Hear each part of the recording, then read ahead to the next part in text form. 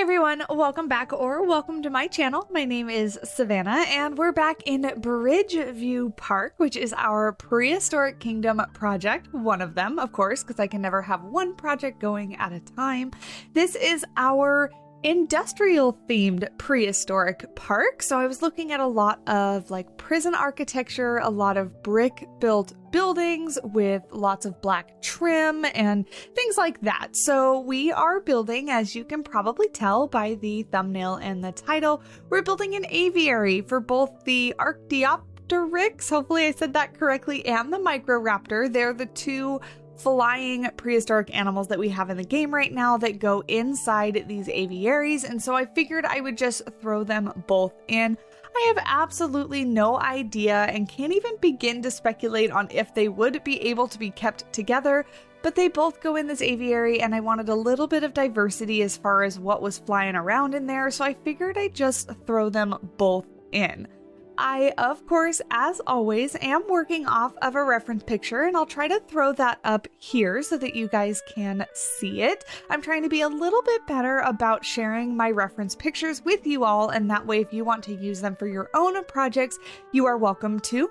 I have actually started to completely reorganize my Pinterest to keep different boards for different projects and share them with you. So I'm going to try to remember to put the link down to my Pinterest in the description if you want to follow along or look at certain boards. You can also check out the Discord that we have going, as I'm going to try to be better about organizing reference pictures there as well. I'm just going to try to be better, essentially. That's what this is about. I'm trying to be better. I'm trying to be better about sharing everything that I use to create these videos so that you guys can use them as well and follow along and all that kind of fun stuff. So if you want to check it out, things in the description all down there for you if you want to head over there and check it out. Anyway, I'm using the one reference picture. I don't actually know what kind of building it is or what it actually was for, but I figured that it would be a perfect building to kind of encapsulate this aviary. So in Prehistoric Kingdom, one of my favorite things is that this aviary can come with a pre-built border around it, a pre-built cage. As you can see in the video right now, it's there because I'm trying to identify the edges of where these animals will fly around inside, but then you can also make it null, which is what I end up doing at the very end, is I get rid of the fencing and the structure of it, and I just keep the internal branches and trees that the the prehistoric animals interact with. And so it makes it a lot easier to customize things and make it look how you want it to look. So in the theme of this project, I'm kind of trying to think that there were buildings here beforehand. Whoever the owner was, bought up the land, bought up the building, and is kind of retrofitting some of the buildings to fit the needs of the park, but then also building something brand new. So I kind of envision like what we've built so far might have been pre-existing already as, like I said, as a part of a prison or part of an industrial park.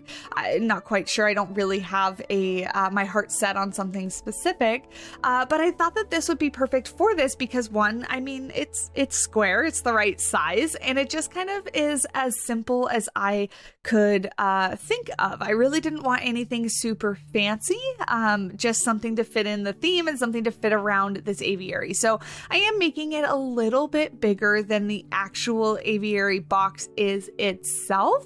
I wanted to kind of maybe fit two of them in there, but because the internal structure, like the trees and stuff that the animals land on, don't change, I didn't quite want it to be so repetitive. And this is meant to just be kind of a little entrance exhibit, right? It's going to go right by the entrance, right when you enter. This will be on the left-hand side. It'll be basically the first animals that you see.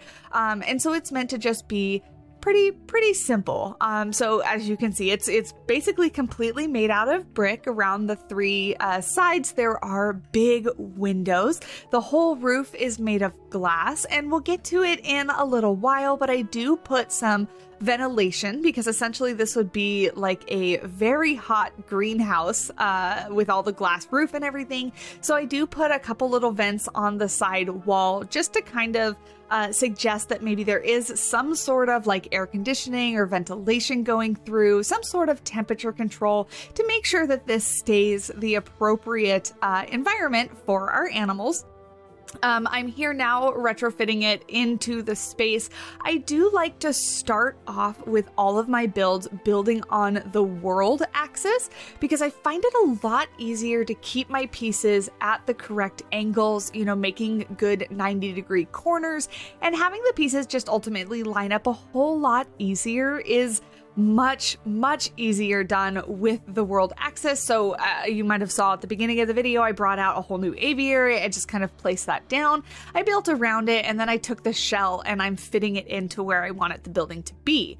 A little trick that I use to decorate the inside of more indoor exhibits like this, which to be honest are not really my favorite. However, the workaround for me is exactly what you see here. Is I took the shell of the aviary, I duplicated it, and I flipped it upside down, sunk it into the ground so that just the pillars and the barrier, the perimeter, are showing.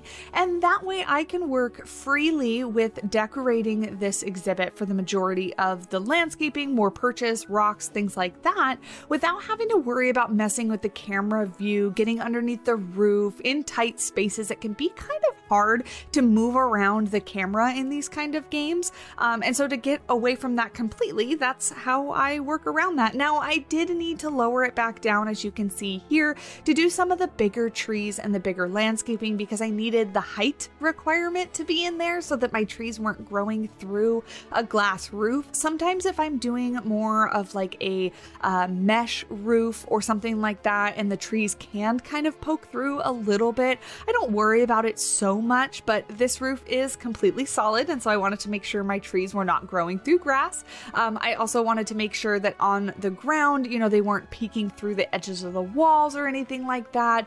And then after I went ahead and started the landscaping, I realized these being fully flighted animals, we're going to need some sort of catch cage when you walk into the exhibit. So what I'm building here, and I do end up flipping it to the outside of the exhibit, is going to be a double door system. So keepers can walk in, shut a door behind them before they open the second door, and just make sure that animals don't escape as the keepers are entering and exiting the exhibit.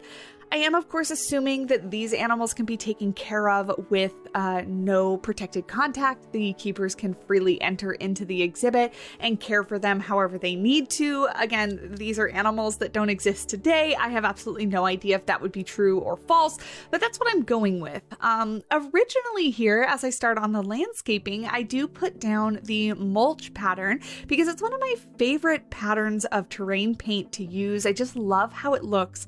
However, with many different bird species, mulch is actually not good. It has a lot of bacteria and ickiness that can get into the air and affect them, so you're not really supposed to put mulch anywhere near birds or in their exhibits or anything like that. So I figured using a combination of like the gravel, dirt, and the sand might just be a tad more realistic.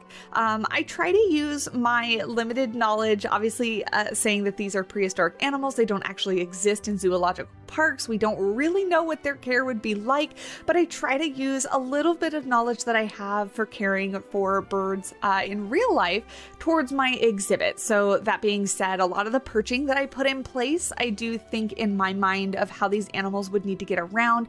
These animals actually specifically do climb straight up the trees. So not having something at like an angle so that they can easily navigate up from the ground to their perches, just straight up and down perches. They are able to traverse up into their perching area. So I didn't need to put anything like little steps or little ladders or anything like that for them to be able to use. But moving the branches outward from just that center kind of fixture to give the animals more space. Now, of course, the animals in this aviary are not going to use the branches that I place down. They're only going to use the branches that come with the aviary.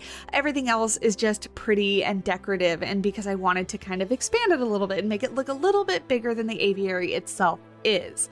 We are basically done with the interior, if I can remember right. This is a nice short little build. It really only took me, I think, maybe 2 hours in total, maybe 2.5. I kind of forget. This is actually one that I did sit down and build straight through. I didn't take any breaks. I built this all in one sitting, which is abnormal for me. Usually my attention span can't hold on for quite that long, but it did today. It did, well, yesterday actually. I built it yesterday, recording the voiceover today, and then you should see the video tomorrow is essentially how my timeline is working. So I was pretty proud of myself that I sat down and got this one all done. I'm really finding a lot of my motivation again. I'm planning to jump back into Planet Coaster 2 today, despite how sad that game makes me, and I'll get into that in a whole nother video with the Planet Coaster 2 build. But Prehistoric Kingdom has been a lot of fun for me recently. The only thing that I will say is that the devs have recently moved a lot of their update and a lot of their information to Patreon, which is completely understandable, and I get why they've done it. They're a very small dev team, and raising funds can oftentimes be really difficult. And so I completely support their effort to fund their game. I want it to keep going. I want it to keep getting developed with DLCs and updates and things like that, eventually to a full release. However, there's very little information coming for free, I feel. And for somebody that, you know, I don't mind actually paying for the updates myself, but as somebody that wants to report on the updates, I don't feel I can if they're behind a paywall, because that defeats the purpose of what the devs are trying to do. So it does make me a little sad that a lot of stuff is behind a paywall now. However, again, repeating that I do understand and support their decision to try that, because I do want the game to continue. It just makes me a little sad. We're adding a little sign here. I decided to name it the Whitlock Aviary. 1, it sounds rich, and 2, isn't that the name or the last name of the Jurassic World family? Right? I meant to Google it before I did this voiceover, and then I failed. I'm pretty sure that's their last name or something very similar. Anyway, this is just meant to be some rich family that donated for the creation of this aviary. Something lots of zoological parks will do, right? Because they need the funding and the support to build these new exhibits. And so I just decided that's what it was going to be named. We're adding, I don't remember if I leave these. I think I take these off. Yes, the little signs or the little animal outlines on the wall. But anyway, I just wanted to add a sign, make it a little bit more realistic, as if it had a donator or a, what's the word called? Like a supporter, I guess? There's a word for that, and I'm completely blanking on it now. But here is where I'm adding some ventilation system. So this is meant to be like the air conditioning system.